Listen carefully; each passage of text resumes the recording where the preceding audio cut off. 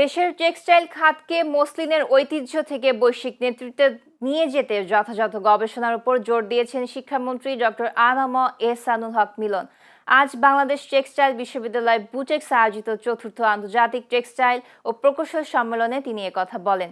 শিক্ষামন্ত্রী বলেন, পর্যাপ্ত গবেষণার অভাবে এই খাতে আগামী দিনের চ্যালেঞ্জ মোকাবেলা কঠিন হবে। পাঁচের আশানুরূপ অগ্রগতি না হওয়ার পেছনেও তিনি গবেষণার ঘাটতিকে দায়ী করেন এবং টেক্সটাইলের কাঁচামাল উৎপাদনে দেশীয় সক্ষমতা অর্জনের তাগিদ দেন।